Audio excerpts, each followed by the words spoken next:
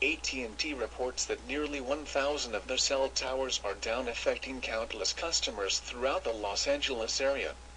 The company says they are working to correct the problem but don't expect to be fully operational until 2:30 tomorrow morning.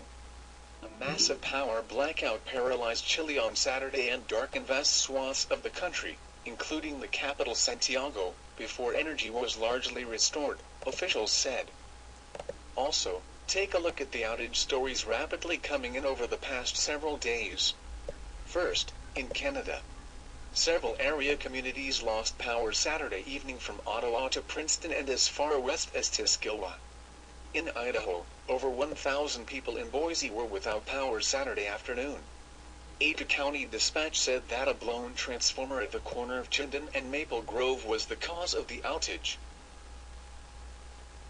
The transformer blowing did spark a small grass fire, but crews on scene were quickly able to bring it under control.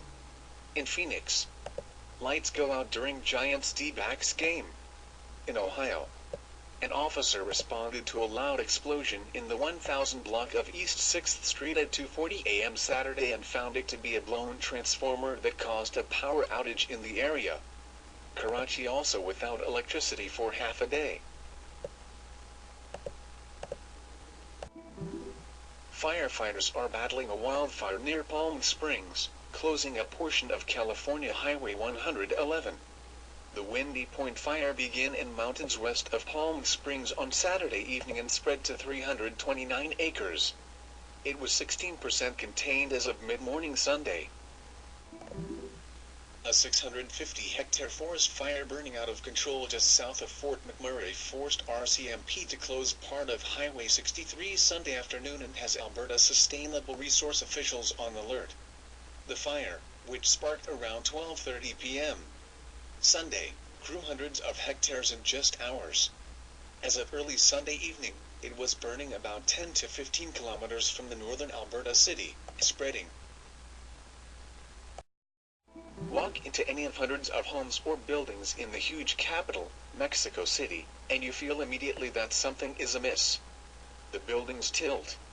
It's a common phenomenon here, where many buildings are sinking, as each year Mexico City's 21 million thirsty residents suck up water from the aquifer beneath one of the world's largest metropolises.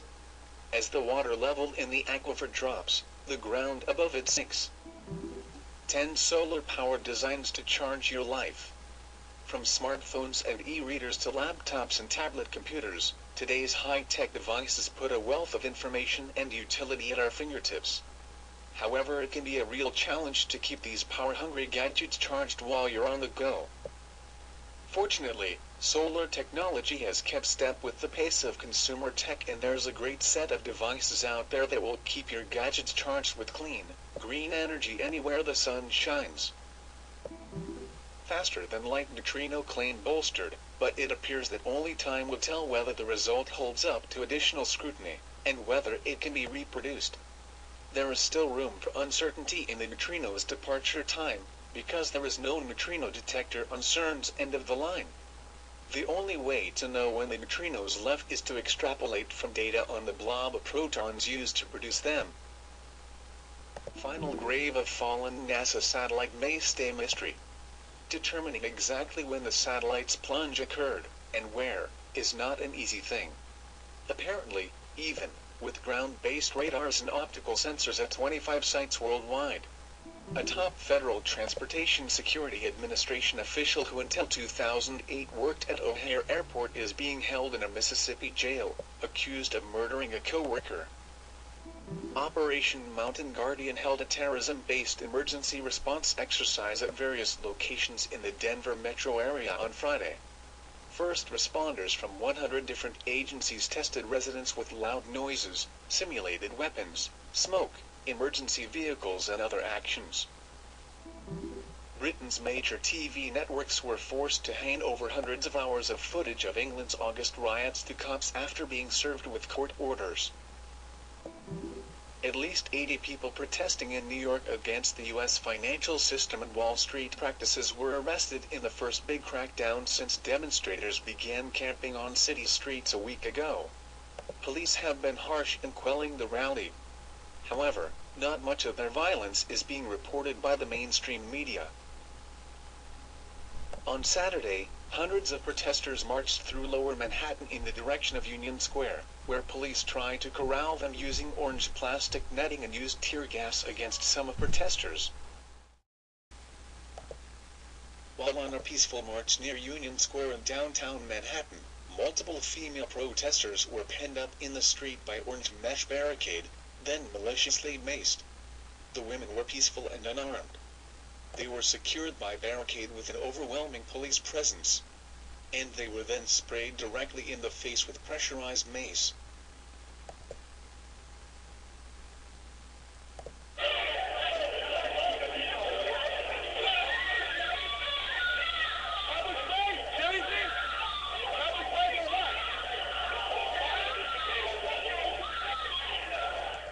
Unedited footage from 12th and University. The cops kettled us in like fish in a barrel, said an Occupy Wall Street protester.